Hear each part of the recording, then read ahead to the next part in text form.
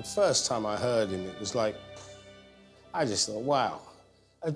Blew me away. I mean, it was like hearing Charlie Parker or something again, only now, today, and more.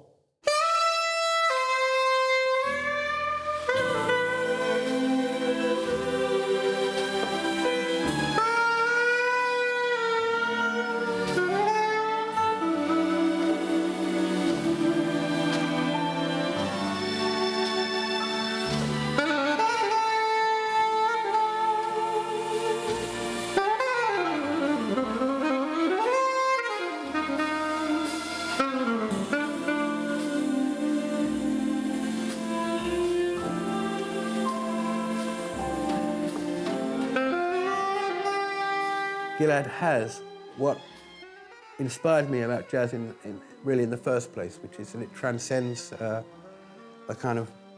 boundaries, that it's an outward-looking music, but it's filtered through a totally personal thing, and a really strong person can take stuff on, whether it's Arabic or Indian or French or whatever you like, Spanish influences, and it comes out absolutely that person, if they're strong enough. And Gilad's strong enough. He's very, very strong.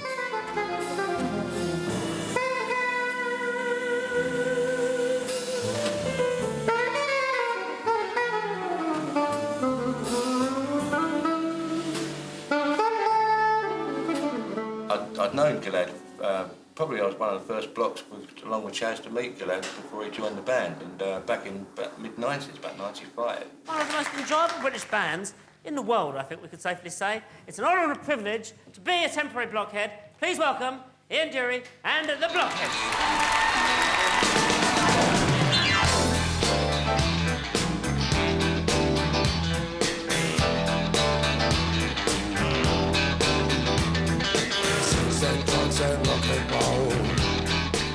He was a colossus of a player, quite frightening in many ways, but eventually he got to join the band and start to play as a regular blockhead with us. And it was about the same time, he'd done a couple of years with Ian before Ian passed away, so he got really in the groove with it.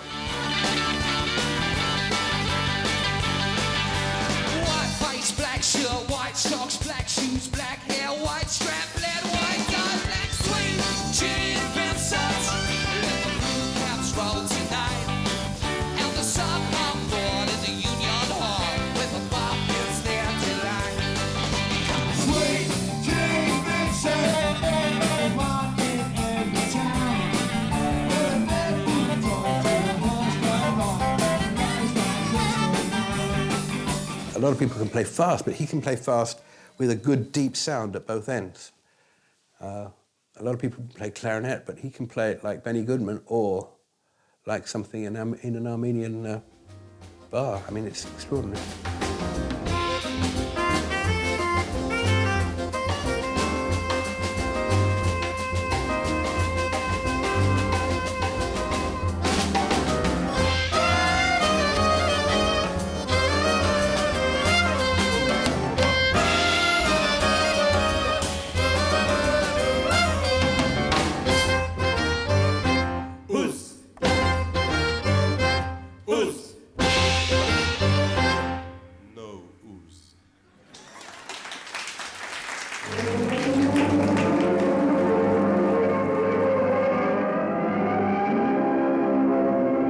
October 1947. 2 shiploads of Jewish refugees from Europe attempt to land in Palestine, only to be turned away by the British and shipped to internment on Cyprus. The British mandate in Palestine was about to end, however, and the United Nations was debating the partition of Palestine between the Jews and the Arabs. The Middle Eastern Arabic nations were in violent opposition, and when Israel was voted a membership, they walked out. In May of 1948, a new Jewish state, Israel, was born in a bath of blood. Jewish troops routed Arab forces from the city of Haifa in the first of a series of battles that were to reverberate through the years.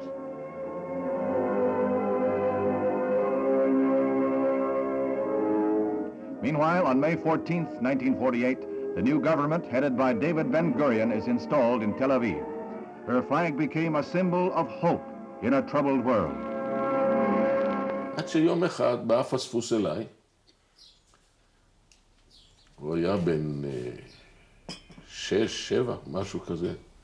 כבר התחיל ללמוד בבית ספר, ואומר לי, אני רוצה לנגן בקלרינט.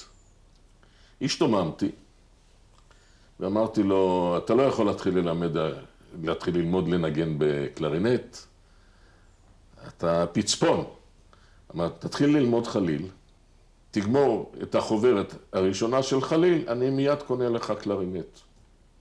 למחרת הלכתי לעבודה, אני חוזר מהעבודה בשעה 6-7 בערב, הוא אומר לי, אתה יכול לקנות לי קלרינט. היה שם שיר של מוצרט, פרוס כנפיך.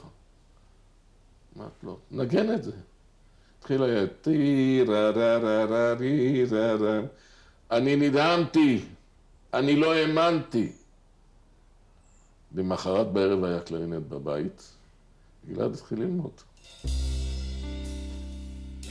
I was raised in a very Zionist family.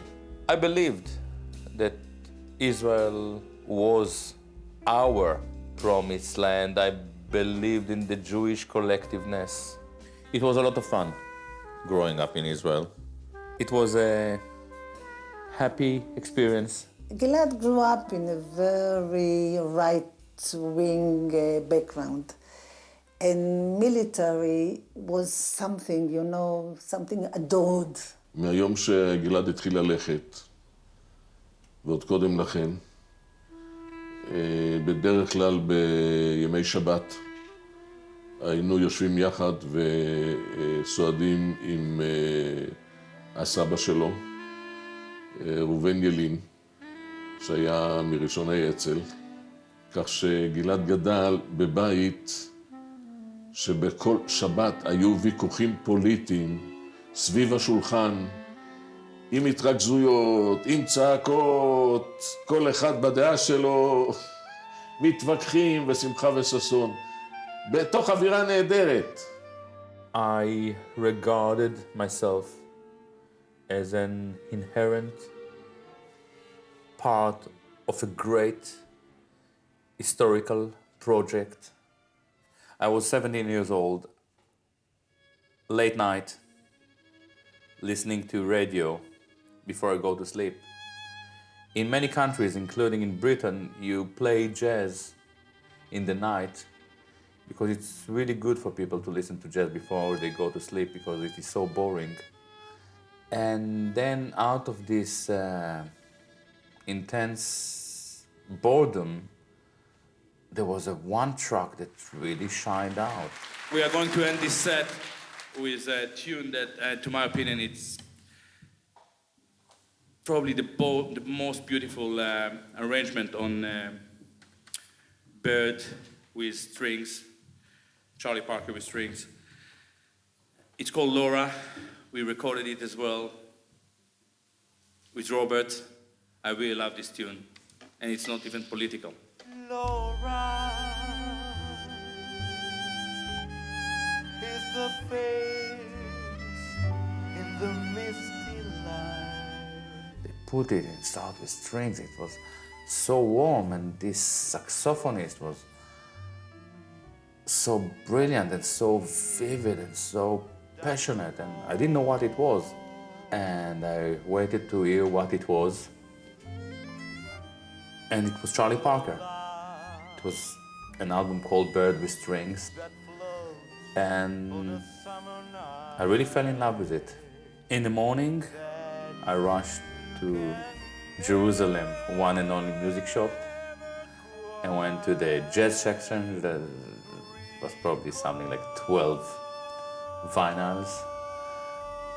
And I asked for Charlie Parker, and they had one Charlie Parker, and I went home and I looked in the bus. I looked at the vinyl and I was shocked. They were black. Those eyes, Until then, we were told in Israel that everything great is Jewish.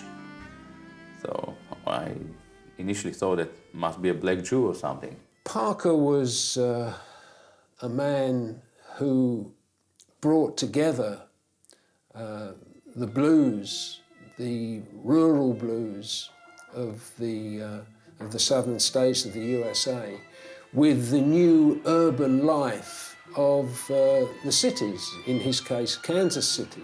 And he managed to help create a form of jazz, bop, which based itself on the blues, but which had incredible new energy and sounds and mischievous approaches to rhythm. In a way, it seems to me that may well have happened to Gilad in his years growing up in Israel and having to deal with the conflicts and contradictions and the inhumanity which he saw around him, against which he reacted.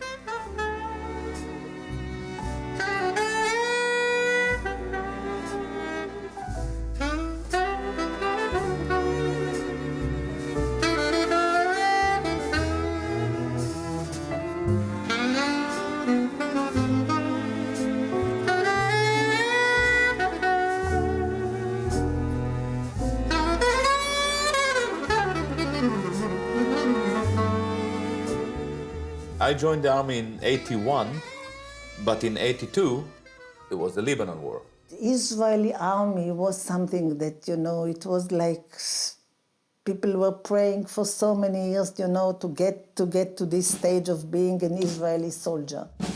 I was really enthusiastic about the idea of serving my army, going to the IDF. I was even enthusiastic about the possibility of dying on the Jewish altar, I thought about all those young girls sobbing on my open grave. Extremely libidinal. השירות הצבאי של גלעד התחיל בתזמורת. לאחר מכן גלעד התנדב להיות חובש קרבי והלך לקורס. במלחמת שלום הגליל הראשונה הוא הסתובב בלבנון.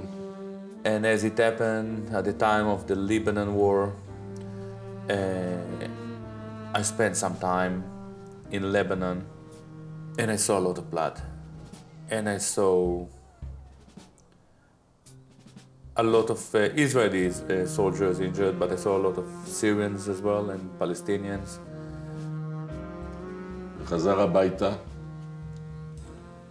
והודיע, ראיתי דברים שלא אותם לימדו אותנו. The most devastating experience that I had was actually when I managed to settle in the military band. We had a concert in Ansar. Ansar was basically a concentration camp on Lebanese soil. And what I saw there, thousands of Palestinians behind barbed wires, burned in the sun. In southern Lebanon, some 20 kilometers from the coast, the Israelis have put up a special camp to hold PLO prisoners. It appears that some 3,000 to 4,000 men are held here at any given time, and the International Red Cross are now allowed access to them. Today, a convoy went in with supplies for the men. And of course, this gave Red Cross officers an opportunity to see for themselves how the prisoners are being treated, which was more than we were allowed to do. We were kept firmly outside and had to rely on what we were told.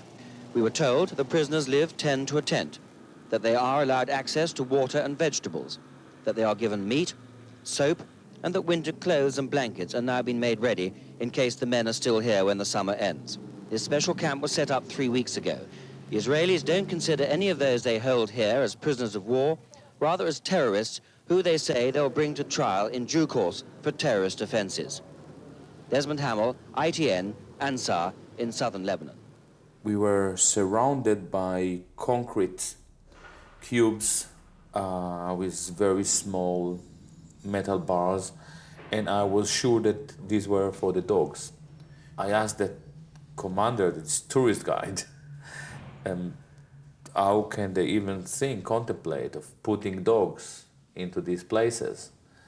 And he told me that these were not for dogs, these were the solitary confinements they were for Palestinians, and if you put a Palestinian, hardcore Palestinian terrorist in one of those, he becomes a Zionist in 24 hours. I saw myself in uniform, in Israeli uniform, walking on a paved way, and I realized for the first time in my life that in that situation, I was the Nazi. They were the Jews.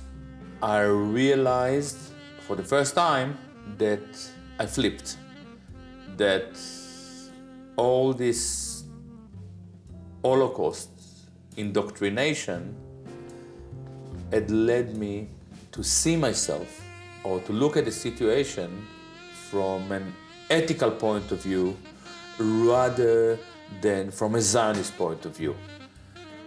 And it became clear to me that I really didn't want anything to do with the Zionist war machine.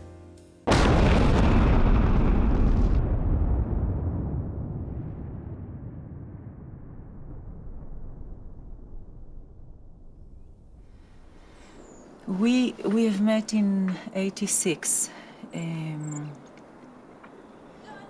I just finished my own army service, and Gilad was a couple of years after, I think, his army service, and we were very young, very, very young.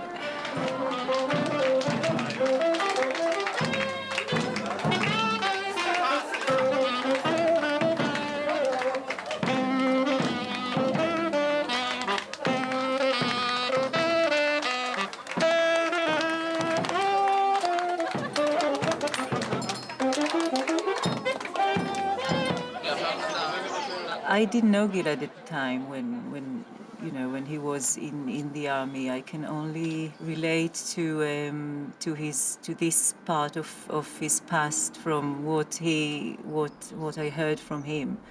I think that this was basically the turning point in his life, from wanting to become a hero to become an artist, a musician.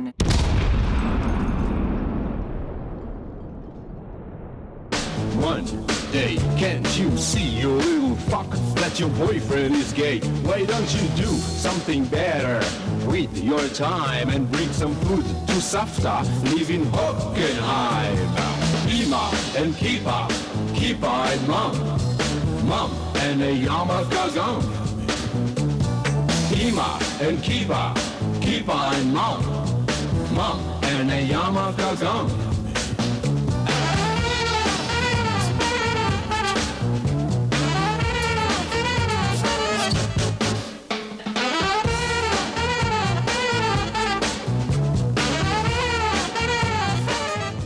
עכשיו, אני מבין שאתה עושה דוקטורט עכשיו בחוץ לארץ? בפילוסופיה. בפילוסופיה, על?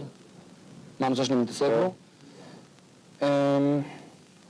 אידיאליזם, רומנטיסיזם גרמני. מודרניזם? מודרניזם, פוסט-מודרניזם, כמובן. זה פוסט-מודרניזם?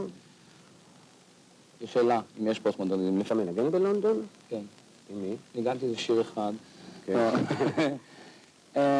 עם נגנים בינוניים, ועם נגנים ידועי שם, אני מאמין. מה זה בינוניים? בארץ יש נגנים יותר טובים? אני חושב שבמדינת ישראל מבחינת מוזיקאים יש בה כוחות אדירים. כוחות אדירים שלא מגיעים לא למיצוי ואף לא לחצי מיצוי, כי המוזיקה בכלל באופן עקרוני דועכת אל תאומות שגרר חלצנה. אז מה לדעתך באמת עוצר את היצירה בארץ בתחום המוזיקה? למרות שאני לא מסכים איתך, אני חושב שבארץ זה דברים נפלאים. יש דברים עכשוויים, אני יכול להגיד להזכיר, לספור על אצבע אחת. אבי, כן. ו' וי' ואותיות רגילות. ב'.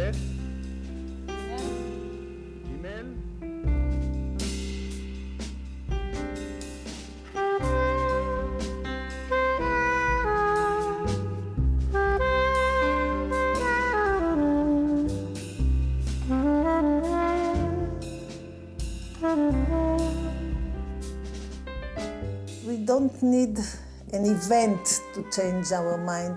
It's something that grows, and then it comes to a minute, to a point that you don't want it anymore.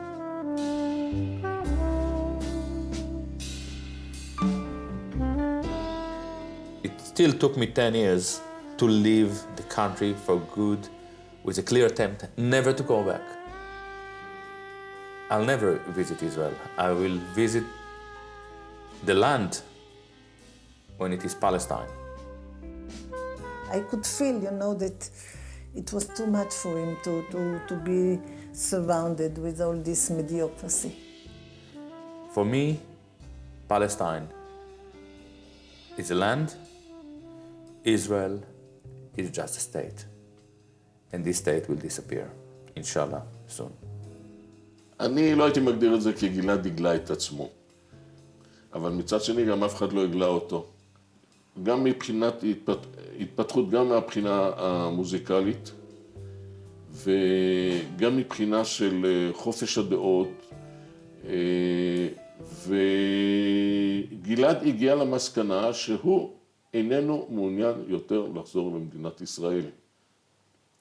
הוא הגיע למסקנה הזאת, ואיתה הוא חי, ואני חי עם זה טוב, משום שבאיזשהו מקום אני מבין אותו.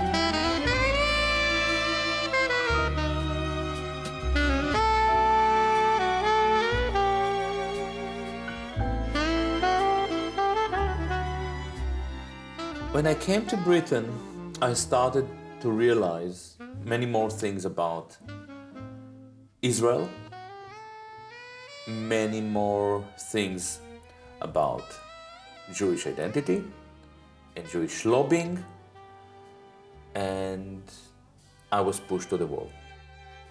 I'm responsible for every Palestinian who lives in Gaza and every Palestinian who lives in diaspora. I may not be the only one who is responsible, but I'm definitely complicit in this crime.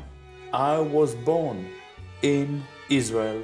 I was part of this ethnic cleansing project, and I take responsibility. I take responsibility. For some reason, he does take it personally. It is his way to go through a process of self-correction.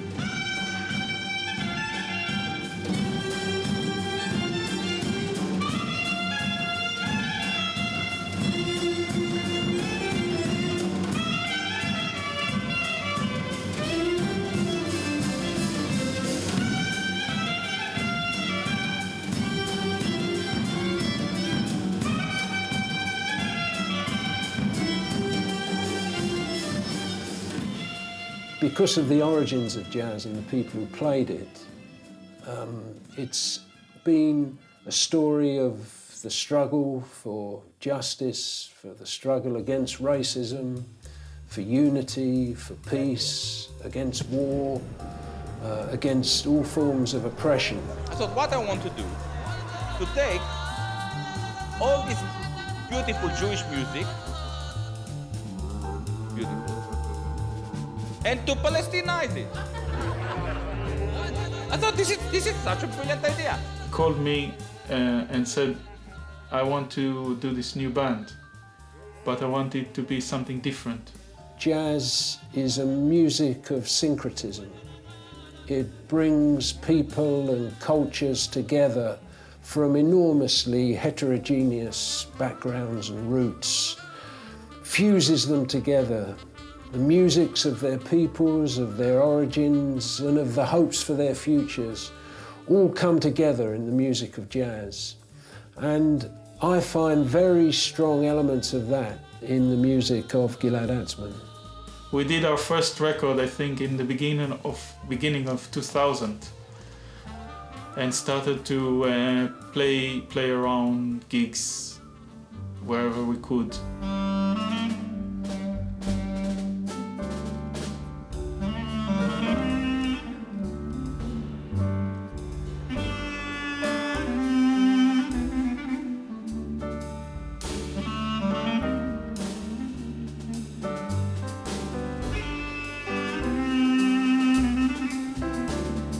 Gilad and myself wanted to create music that we are connected to.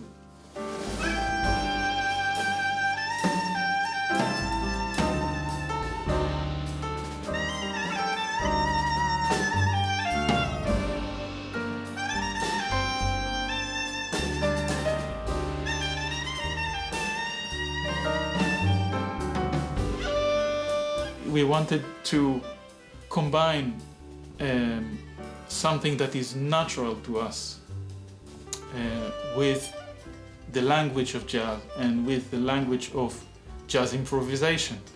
This band is called the Orient House Ensemble. The Orient House was the headquarters of the Palestinian Authority in Jerusalem. They were arrested daily, and by now nobody knows what is the Orient House. Everybody thinks that it's a band. No, but it was a Palestinian institute.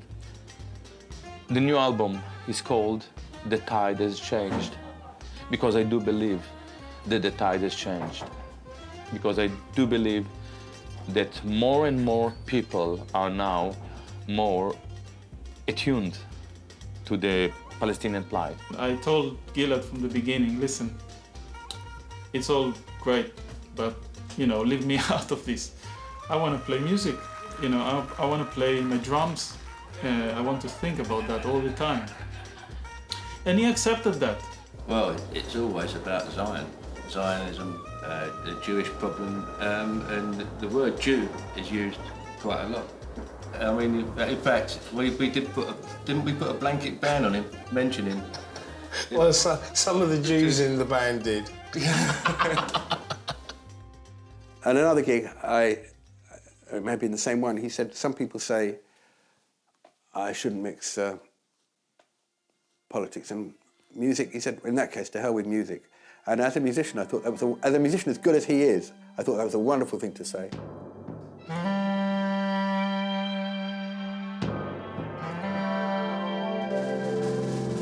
Over an ocean away, like salmon, turning back for night ride to the delta with the rivulets tumbling down, glide over sand, around the rocks, back through the wavering wheat and the dirt in the way, river snow on the route along the way over gravel. I never talk about politics. I hate politics and I despise politicians of all types. People say about myself that I'm an anti-Semite. It's exactly the same thing. I really hate everyone equally. So.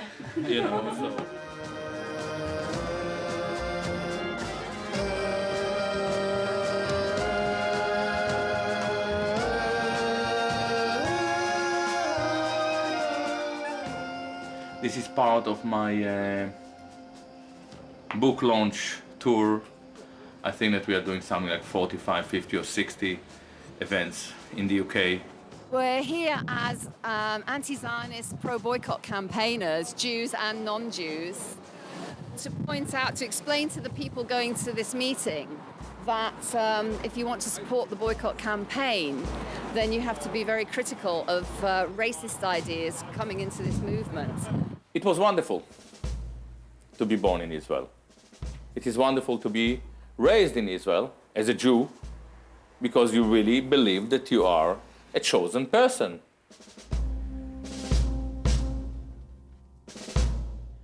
The first signs that this was going to be different actually came from Gilad, who said that there were people that were more or less running an ongoing and continuous campaign against him. What does this say? Read what it says. Read what it says. I thought that Gilad might be exaggerating the threat just because most artists with an artistic temperament have a tendency to overdo their own self-importance, which I consider harmless and quite endearing. Have you ever allowed yourself to see yourself chosen?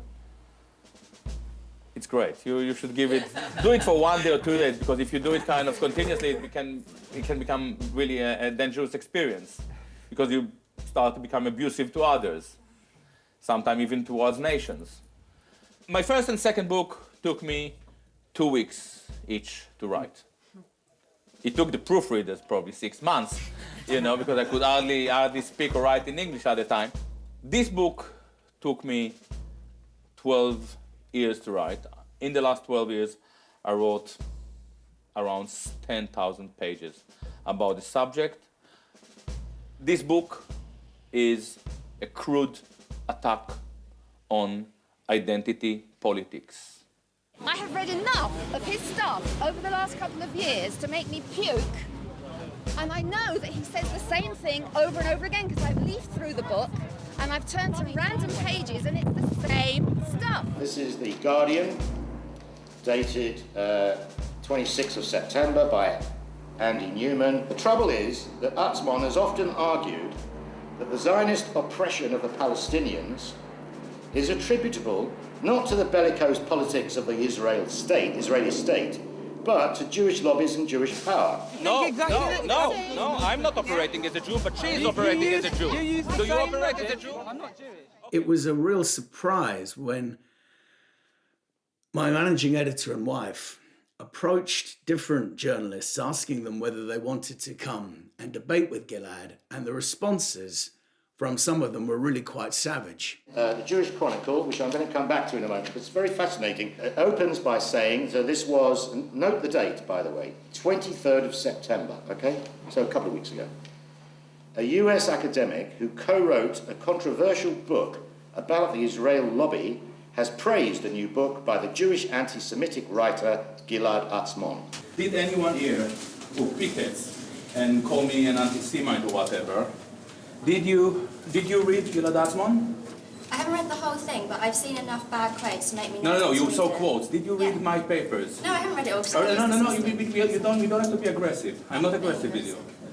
You realize that those quotes do not represent what I think, what I say, and in most cases, they are not even my quotes. When you study a philosopher, do you read them by quotes or do you read them? Well, I concentrate on the quotes. Really? If you really take yourself seriously, the minimum you should do next time is to go and read. You shouldn't get quotes provided to you by an Asbarab or by an Israeli propaganda unit. He says Israel is Jewish and that's all that matters. Tell me he doesn't. Maybe he does, but yes, he does. So much to you. That's what Netanyahu is saying. That's why it matters. It is a Zionist argument. Can't you see that? The Zionists say these people, you, all of us, are anti-Semitic. Gilad comes along and says, yes, we're anti-Semitic. Hooray. So the Zionists say, we're right, you're wrong. Goodbye. No Palestinian rights. Forget it. I think The Wandering Who reads a lot like a novel, a story. I can see how every criticism leveled at it could be supported by something in the text, because the text is a text that is almost begging to have aspects of it quoted out of context. It's been deliberately written like that. It's an inflammatory, provocative, aggressive attack on Zionism that I think needs that kind of attacking.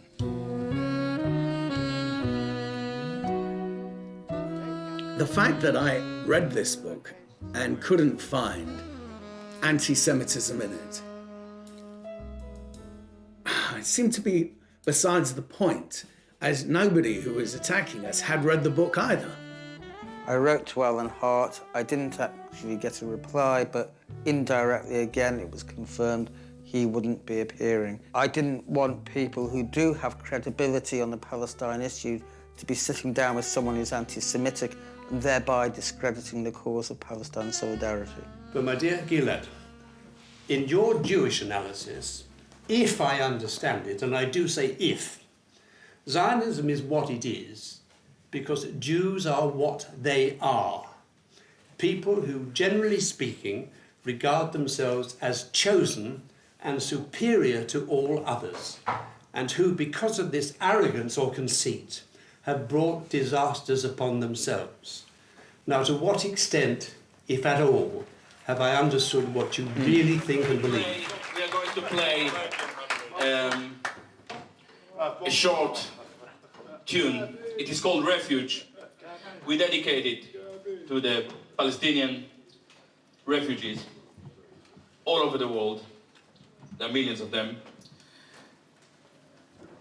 And this is about the right of return of the people who belong to the land, and the land belongs to them, and to them only, actually. Thank you so much.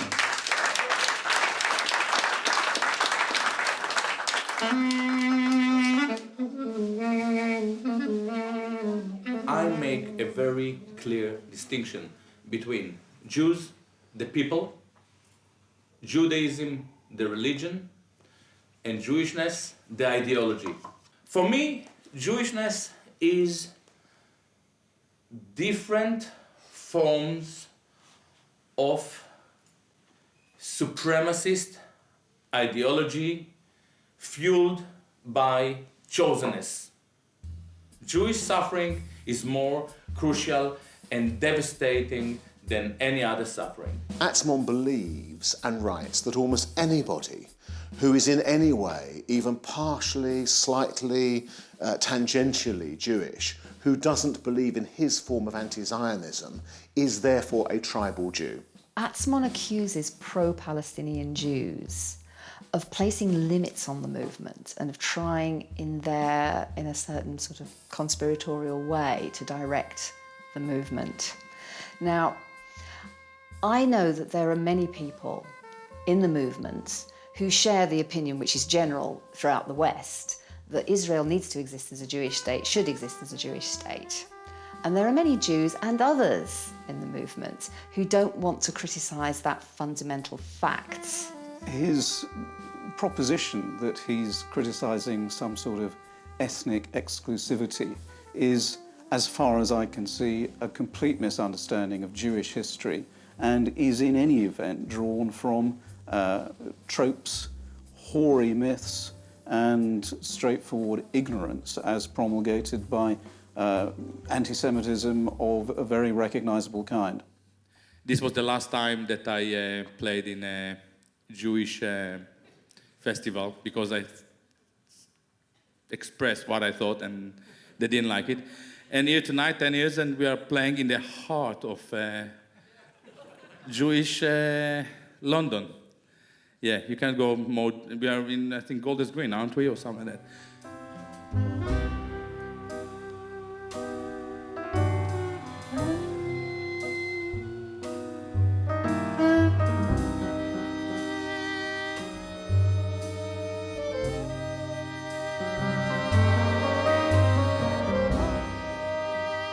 The logic of what he says and the pernicious influence that he has in our movement, and young Palestinians listen to him and say, hey, there's this guy who's used to serve in the IDF and now he's turned against Israel, and he says that the Holocaust is, we should review the Holocaust.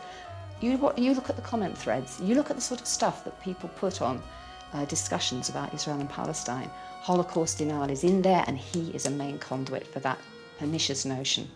Once you start to speak and to criticize Israel, all the people, even let's say Jews from some people from Jews for Justice for Palestine. I had many of them contacting me, don't publish for this, don't publish for that. And they are saying that they are Jews for Justice for Palestine. I'm very sad to say this, but this is the fact. We are in a position to kosher, to give a stamp of approval to the whole movement by saying, look, it is fine to support the Palestinians, it is fine to criticise Israel, it is fine even to challenge the nature of the Jewish state, because here we are Jews, we're doing it.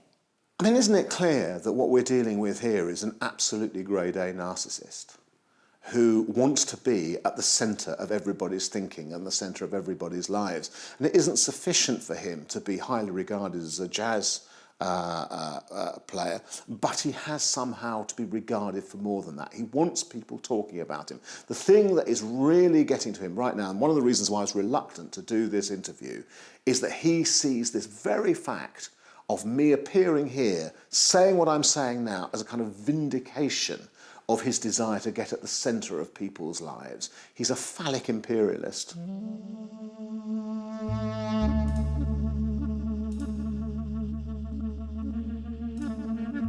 In Israel, you're not told, you're not taught the history of Palestine. What you tend to believe, what you learn, the curriculum is very basic, that the Palestinians actually left voluntarily.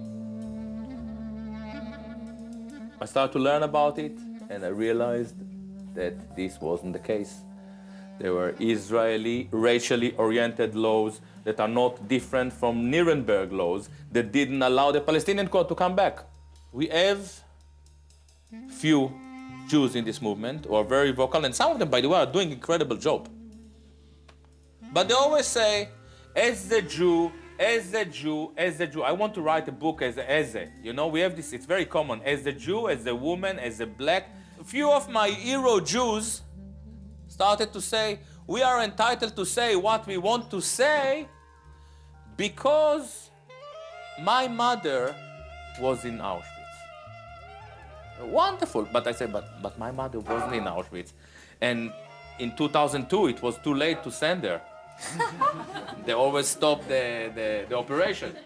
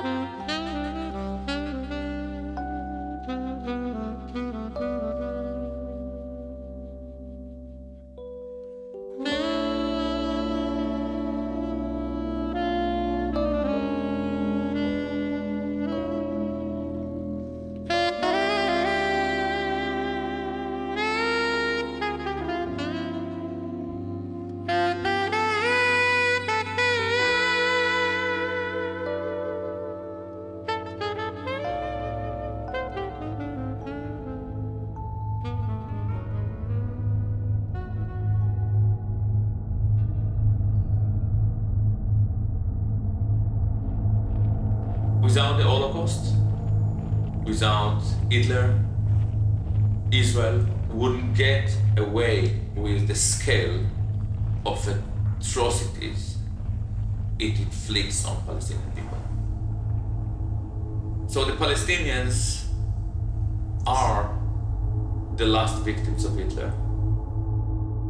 We are going to play a blues to you. We are going to invite, as I said, my favorite rock and roll violin player. Be merciful, be merciful. Yeah, why? Why? No, I will be as merciful as a Jew can be. It's not allowed. Anyway. I'll fucking share the mercy with you.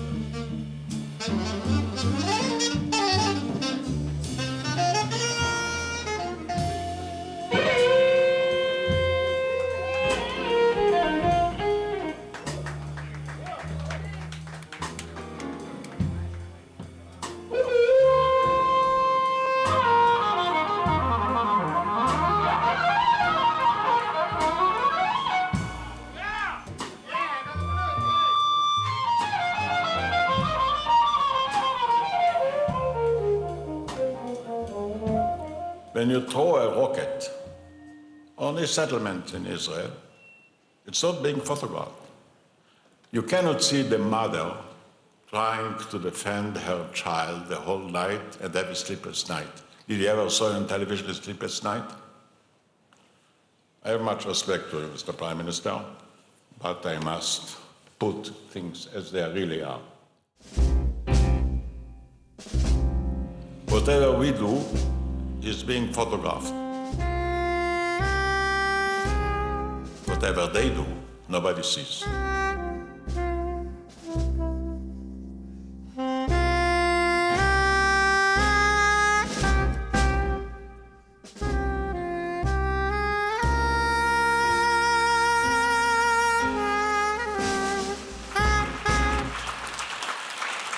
This has been a powerful and passionate debate.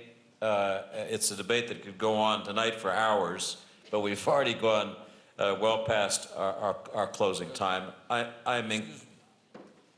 Prime Minister, with apologies to Prime Minister Erdogan. 1 minute. 1 minute. 1 minute. Well, you know. 1 minute. 1 minute. Okay. 1 minute. I'm going to hold you to the 1 minute, please. Sayın Perez, benden yaşlısın. President Perez, you are older than I am, and you have a very strong voice. I feel that you perhaps feel a bit guilty, and that's why perhaps you have been so strong in your voice, so loud. Well, you kill people. I remember the children who died on beaches, and I find it very sad that people applaud what you have said, because there have been many people who have been killed. And I think that it is very wrong, and it's not humanitarian to applaud any actions which have had that kind of a result. I've taken many notes. Unfortunately, there's no time to respond to all of them. But I will just say two things. We can't start the debate again, please. We just don't have time. Excuse me. Sözümü kesmeyin. Gilad Atzmon says that the Israeli barbarianism is way beyond what it should be.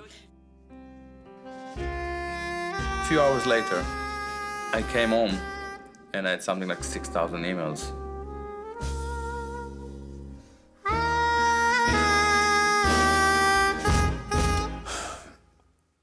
I can only think that the Turkish Prime Minister actually hadn't the faintest idea who Gilad Atzmon was.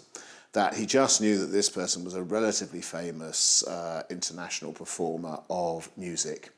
And he'd picked up on the idea that he was an Israeli and a Jew, and therefore somehow or other in a better position than other people to make a judgment about Israel was more interesting. I throw up my hands in disbelief.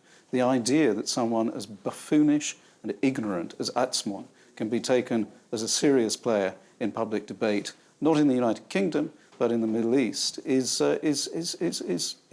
not so much astonishing as nightmarish.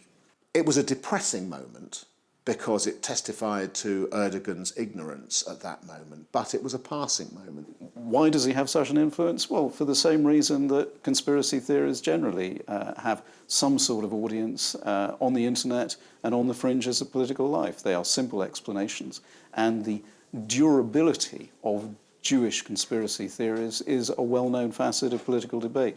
This book is suggesting that there are no Jewish conspiracies. Everything is done in the open.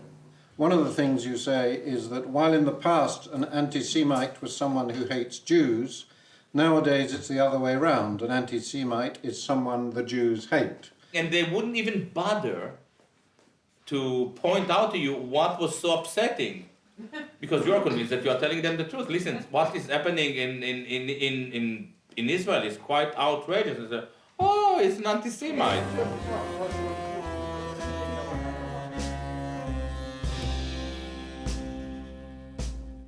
I don't so much accuse Atzmon of being an anti-Semite as merely state it. It's beyond argument. He is a classical anti-Semite. His ideas, insofar as one can term them, that are drawn from the from the iconography and the literature of European anti-Semitism. He's a racist, he's an anti-Semite. How can you be an anti-Semite if you want your own people to live in harmony and humanism with the other people of your own country, particularly when you play the music of your own country? Gilad is not anti-Jews. I was born as a Jew, and I don't feel that Gilad is anti-me or anything against me. Gilad's wife was born as a Jew. Gilad's children are Jewish. Asaf, who used to be our drummer, is Jewish. So how can you say about Gilad that he's anti-Jew or anti-Jewish or anti-Semite, as these people say?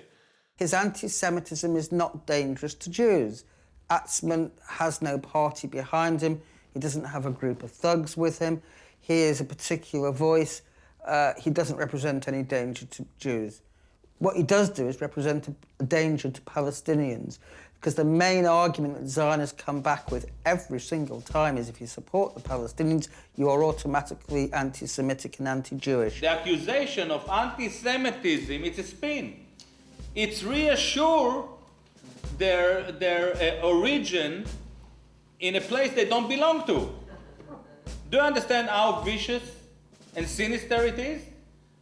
While when you call me an anti-Semite as a Jew, you actually reassure your origin in a place you have nothing to do with.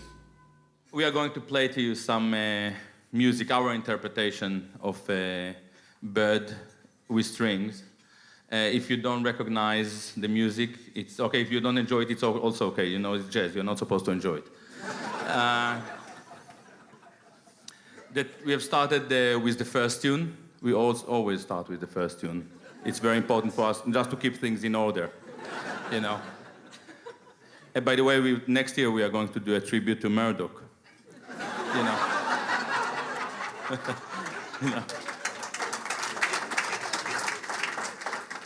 Yeah, you're all so happy, you know, but you still buy the Times, you know.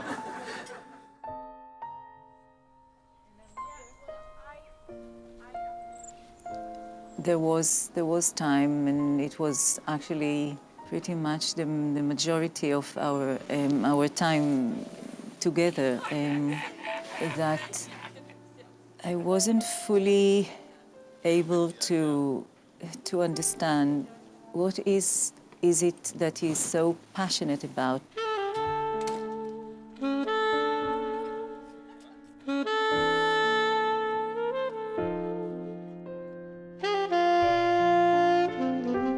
We used to have a lot of arguments.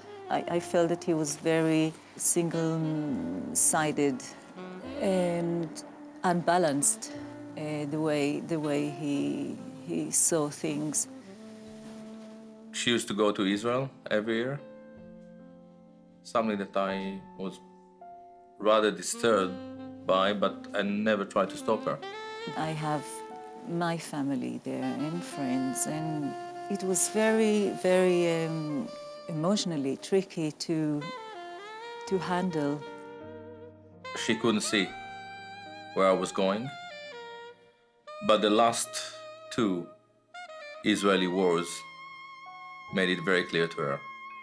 There's a lot of things that I question and that I'm not sure about. I think that she supports me now. I met her very, very many years ago. She was really, really young. It was almost illegal.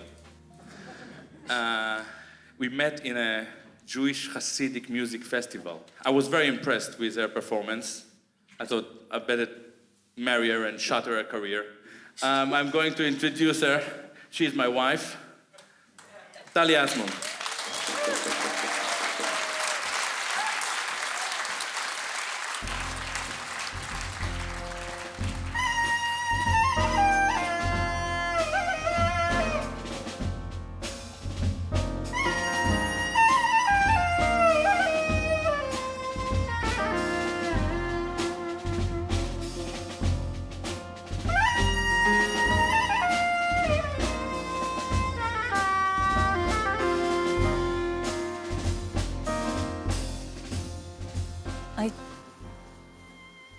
try not to think too much about, death threats, and whenever Gilad gets a bunch of hate emails. Under the olive trees, when will you see? It's where we belong. I don't know, I try to carry on living. I'm really trying not to be affected by it, and I try to make sure that the kids are not being affected. Even if they hurt me physically, this would be a great victory. I got today at least 40 death threats, but I decided to bring a camera crew that if they decide to do it tonight, we will have it documented. حرية حرية حرية حرية. My name is Giuliano, and I am the director of the Freedom Theater in Jenin refugee camp.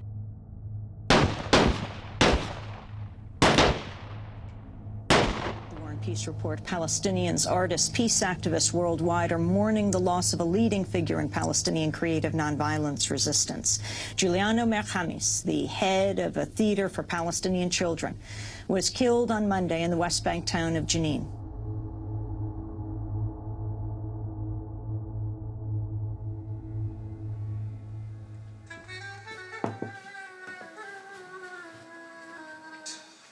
It's something I'll never forget. The moment he just started to... When we killed Giuliano Manzanera. What? And Giuliano Mar was murdered. Yeah, that's right. No! Yeah. It's becoming a nice place. Oh my God.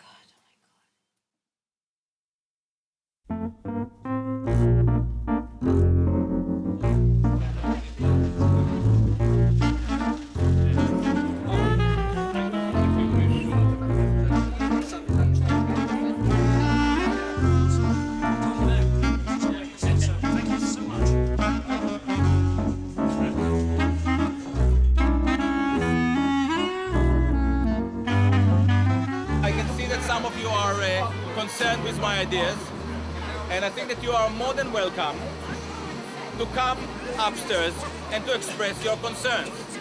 This is the only way to elaborate on some crucial issues. Thank you so much. The one and only boy in house ensemble.